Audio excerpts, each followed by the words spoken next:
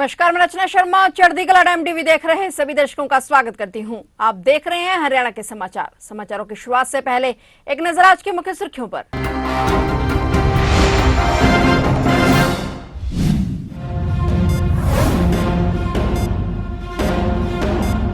हरियाणा के हिसार एयरपोर्ट से जहाजों का ट्रायल शुरू। 31 मार्च तक चलेगा ट्रायल। 5 राज्यों के लिए शुरू होंगी उड़ानें।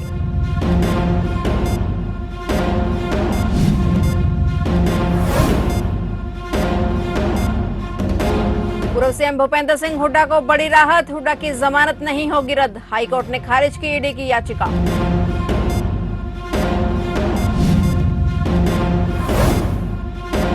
रोहतक सुपवा विश्वविद्यालय संदिग्ध पौधे मिलने पर हड़कंप। मामले की जांच के लिए कमेटी गठित। पुलिस ने 8 घंटे का दिया अल्टीमेटम।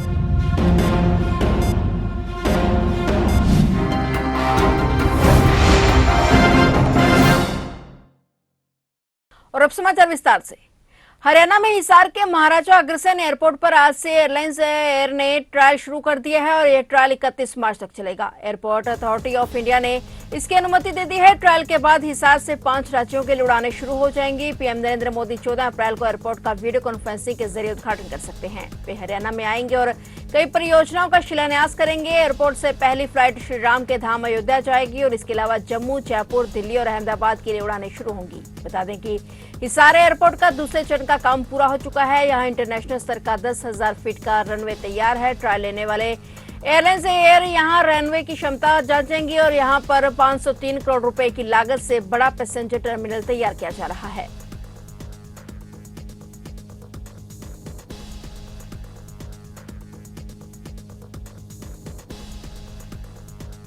पंजाब हरियाणा हाईकोर्ट से हरियाणा के पूर्व मुख्यमंत्री भूपेंद्र सिंह हुड्डा को बड़ी राहत मिली है। हाईकोर्ट ने ईडी की उस याचिका को खारिज कर दिया है जिसमें हुड्डा की जमानत याचिका को रद्द करने की मांग की गई थी। पंचकुला के औद्योगिक प्लाट आवंटन मामले में आरोपी हरियाणा के पूर्व मुख्यमंत्री भूपेंद्र सिंह हुड्डा और अन्य को मिली जमानत रद्द करने की प्रवर्तन निदेशालय की मांग को पंजाब हरियाणा हाईकोर्ट ने खारिज कर दिया है। हुड्डा को बड़ी राहत मिली है। ईडी ने याचिका में पंचकुला ईडी कोर्ट से भूपेंद्र सिंह हुड्डा को दी गई नियमित जमानत के मार्च 2021 के आदेश को रद्द करने की मांग की थी। ईडी के अनुसार जमानत के लिए तय शर्त का सही पालन नहीं किया गया। आरोप के अनुसार आवेदन प्राप्त होने की अंतिम तिथि के बाद पात्रता मानदंड में गलत तरीके से बदलाव किया गया।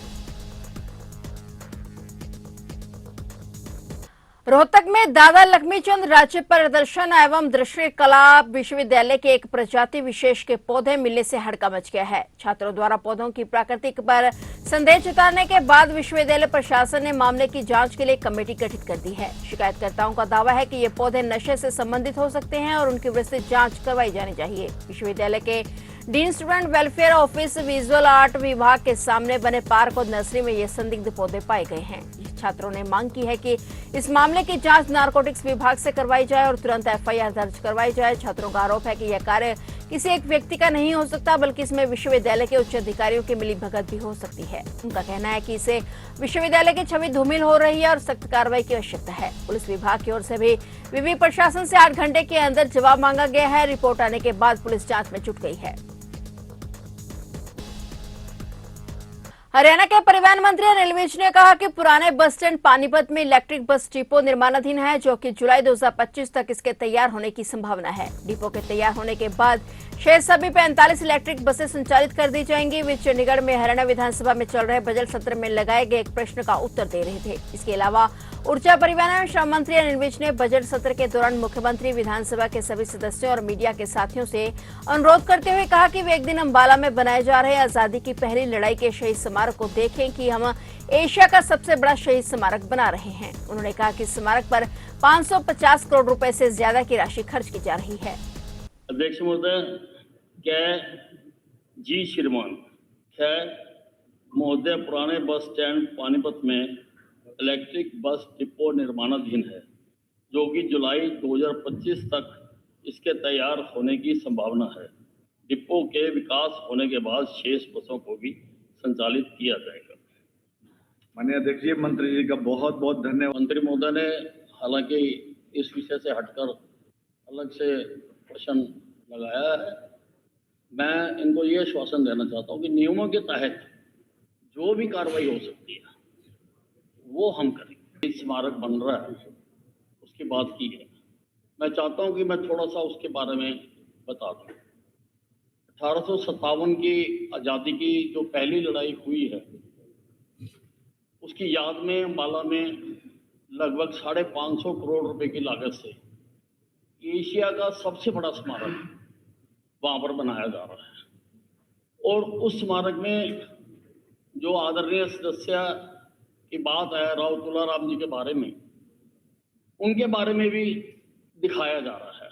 बहुत अच्छे ढंग से उसके बारे में दिखाया गया है।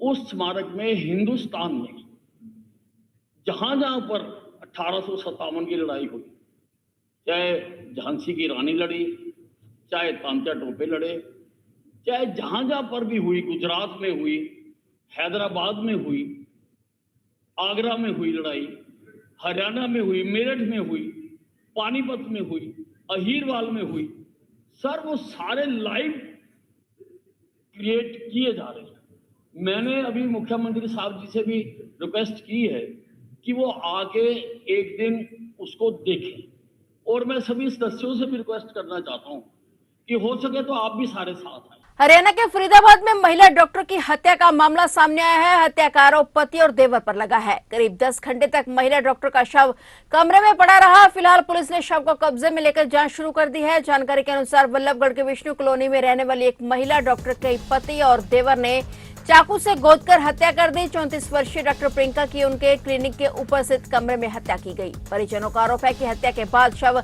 करीब 10 घंटे तक कमरे में पड़ा रहा, लेकिन किसी को इसकी भनक तक नहीं लगी। जब रात में महिला डॉक्टर के परिजन क्लिनिक पर पहुंचे तो कमरे में खून से लथपथ शव देखकर उनके होश उड़ गए। घटना की सूचना मिलते ही पुलिस और फोरेंसिक टीम मौके पर पहुंची। पुलिस ने शव को कब्जे में लेकर पोस्टमार्टम के लिए बीके अस्पताल भेज दिया है। मृतक डॉक्टर की छोटी बहन पूजा ने इस हत्या के लिए प्रियंका के पति लक्ष्मी चंद और मृतक के देवर यानी पूजा के पति भगत सिंह को जिम्मेदार ठहराया है। दोनों बहनों की शादी एक ही घर में दोनों भाइयों के साथ हुई थी। उन्होंने बताया कि प्रियंका का पति उसे लगातार धमकियां दे रहा था। परिवार का आरोप है कि प्रियंका की हत्या पूरी योजना के तहत की गई है। पुलिस प्रवक्ता ने बताया कि हत्या की सूचना मिलते ही पुलिस टीम मौके पर पहुंच गई थी। फोरेंसिक टीम ने भी साक्ष्य जुटाए हैं और शव को पोस्टमार्टम के लिए भेज दिया गया है।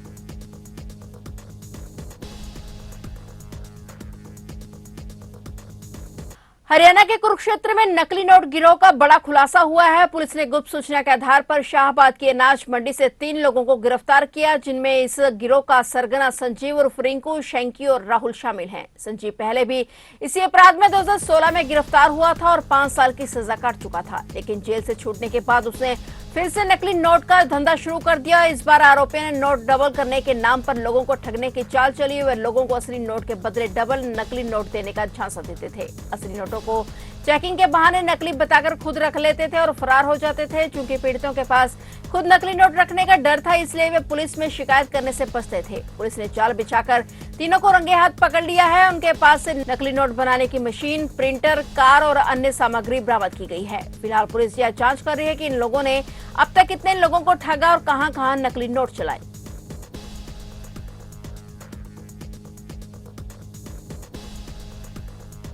चरखी दादरी शहर के लोहारू रोड स्थित गारमेंट शोरूम में अज्ञात कारणों से आग लग गई। सूचना मिलने पर फायर ब्रिगेड की 3 गाड़ियां मौके पर पहुंची और कड़ी मुशक्कत से आग पर काबू पाया गया। आग लगने के कारण जहां लाखों रुपए का नुकसान हुआ है, वहीं पुलिस ने मौके पर पहुंचकर जांच शुरू कर दी है। जानकारी के मुताबिक लोहारू रोड स्थित श्याम गारमेंट में अज्ञात कारणों के कारण आग लग गई और गारमेंट की दुकान से धुआं उठता देख दुकान के ऊपर स्थित लाइब्रेरी स्टाफ ने इसकी सूचना शोरूम मालिक को दी, जिसके बाद फायर ब्रिगेड की 3 गाड़ियां पहुंची और कड़ी मुशक्कत के बाद आग पर काबू पाया गया। आग की इस घटना से लाखों रुपए के कपड़े और अन्य सामान जलकर राख हो गया है। शोरूम के मालिक ने बताया कि शोरूम में करीब 90 लाख रुपए का सामान भरा हुआ था, जो राख में तब्दील हो गया है।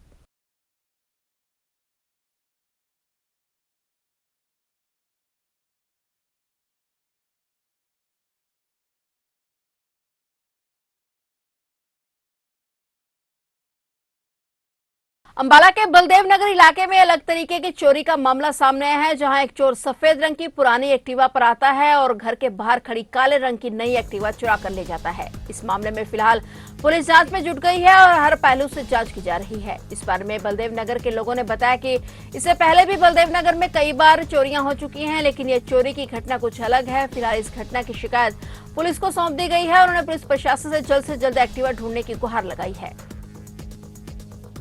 सर सुबह 4 बजे चोरी हुई है एक्टिवा, कोई अपनी पुरानी एक्टिवा लेके आया था व्हाइट और ब्लैक रंग की लेके चला गया और कार्रवाई करेगी। अभी भी नक्शा बना लिया है, मौका भी देख लिया है, जैसा भी होगा कार्रवाई अमल में लाई जाएगी। सीसीटीवी वगैरह हाँ वो देख लिया है, लेकिन कपड़ा मुंह पे बंधा हुआ है, जैसा भी होगा ना वो चोर का पता लगा के जल्दी से जल्दी कार्रवाई की जाएगी।